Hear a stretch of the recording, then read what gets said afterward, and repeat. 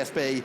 And their next race will be at Thruxton in August, and Glenn will look to eat into a 19-point lead for his former teammate and the reigning champion over in BSB, Tommy Bridewell, as the warm-up lap now begins.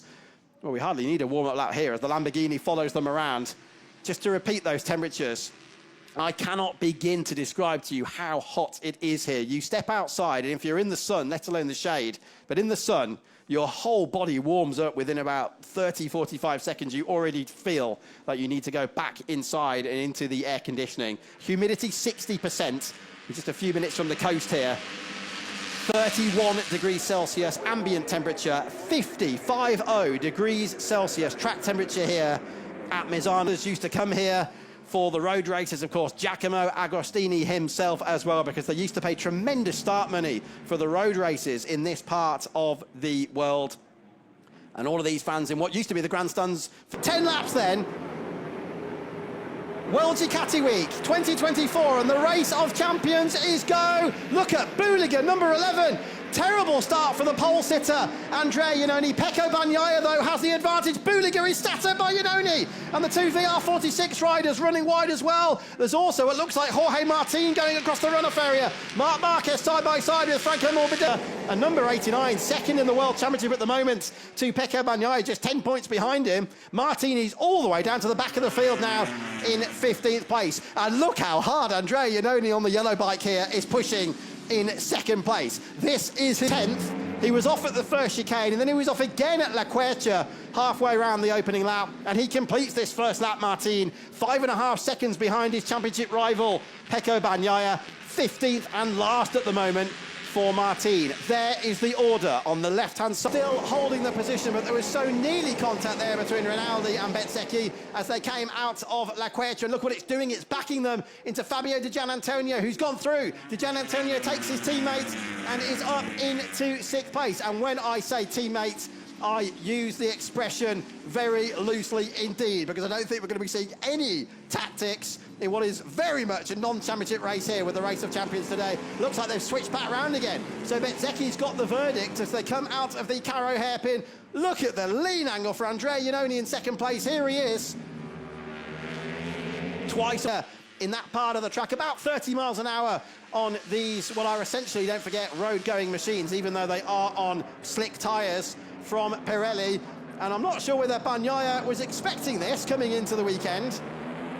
A real attack going on here from the rider behind him, and it's Andrea Iannone. His family and friends watch on, joined down there by Claudio Domenicali, the Ducati CEO, who was kind enough to pop into the commentary box for a chat before the race started. Fabio Di Giannantonio has just gone through and taken Michael Ruben Rinaldi. Look in the background, the two VR46 riders then now. They were behind the Moto Corsa bike of Rinaldi just a couple of laps ago. Now they're both ahead of him. Franco Morbidelli is still in 8th place. Bastianini is 9th. Pirro is 10th. And Jorge Martin has managed to pass Glenn Irwin and Danilo Petrucci to get up into 13th place after going off twice on the opening lap. There is Jorge Martin. Ahead of him is Alex Marquez, who's attacking the reigning double World Superbike champion, Alvaro Bautista. Here they come. There's Morbidelli. Behind Morbidelli is Bastianini. Then it's Pirro.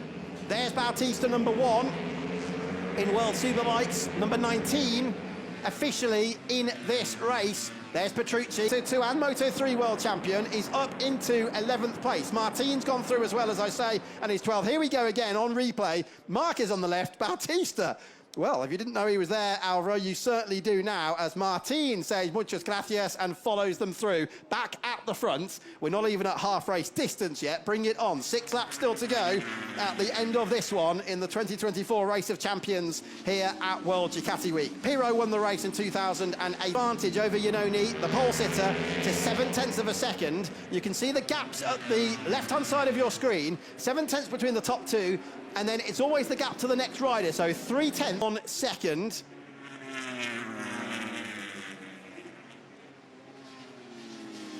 Down through these right-handers where you are decreasing in speed. This is the Caro hairpin. About 35 miles an hour on these bikes. Quick left-hander now coming up at turn 15. There is the maestro himself, Gigi Dell'Igna, watching on. And I hear in the paddock, 24 times a MotoGP Grand Prix winner.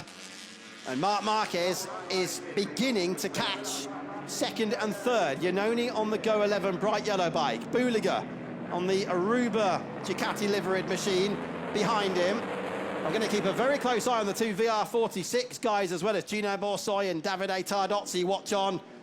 Davide, of course, famous not just for his input in the Ducati MotoGP team, but he previously led as team principal the Superbike team as well, with riders such as Troy Corser and Carl Fogarty, and of course Davide will forever remain in history as the first ever winner of a World Superbike race, and that was Donington Park on Easter Monday in 1988. But did you the hairpin at 14? Buliga was a tenth slower than Andrea Iannone last time round. 1:35.7 versus 1:35 to the lap is good, but it's not good enough to catch them with only 4 laps remaining in this race of champions. What can Buliga do then about Andrea Iannone? Bagnaya's lead is still 0.7 of a second, which it has been now for the last 3 or 4 laps. Into Tremonto corner, the sunset corner, because you're heading west when you get there. All of the grip available and then some from the rear slick Pirelli tyre. Iannone is catching Bagnaia. Bagnaia has lost 0.4 of a second there in the third of the 4 sectors. Now, is he just playing the game and giving us a bit of a race?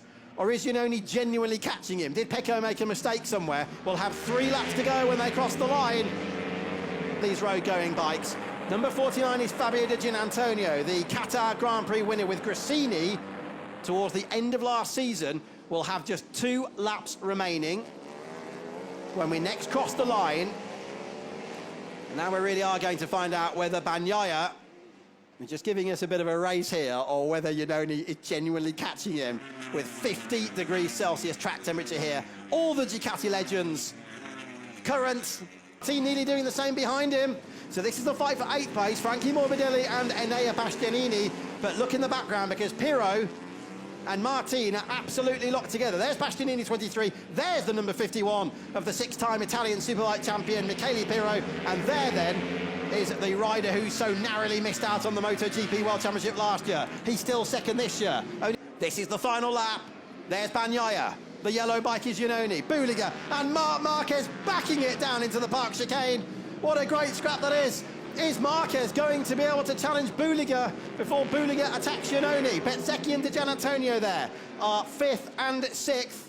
Rinaldi still 7th, defending from Morbidelli and Bastianini. Jorge Martin is now in 10th place.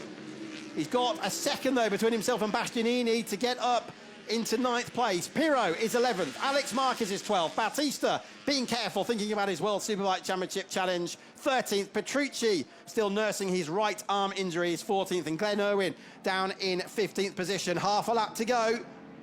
Up the road goes Pecco Bagnaia. But who's going to get that second place? Will it be Iannone? Will it be Buliga? Or will it be Marc Marquez? And now the time between Buliga and Marquez is exactly the same. A second and third. In fact, scrap that, because look at the ground he's made up through Tremonto corner. Nicolo Buliga and Marc Marquez are about to go head-to-head here on the final lap of the Race of Champions. And Nicolo Buliga, if he wasn't awake already, will certainly be in just a few moments, because right behind him now is the 8-time world champion, Marc Marquez, 59 times a Premier Class Grand Prix winner in MotoGP, 105 times on the podium, 65 times on pole position, and he's desperate to get on the rostrum here. Pecco Bagnaia then into Misano corner at Misano World Circuit. Marco Simoncelli, and Bagnaia wins the Race of Champions of 2024. And where has Buliga gone? Buliga is down at the last corner of the race. Out goes Nicolo Buliga, who had Marc Marquez right behind him. I wonder what happened there on the 10th and final lap, because the body language tells the tale. And from the gesture there, from number 11, the 24-year-old from Montecineo Emilia, the youngest rider in the race. He did compete here in 2022 on a mixed grid with a V2. And there was contact by the looks of it. Marquez goes through, Buliga goes down. What a shame to see one of these new Panigale V4S bikes smashed into pieces. We need to see another angle of that, because I suspect there may have been contact into that last corner. Nadia Padovani and everybody watching on. Artur Villalta there and Gigi Dell'Inno. I hope Nicolo Buliga's not hurt. He's managing to walk away. He cannot believe that. And the bike has gone all the way up to the barrier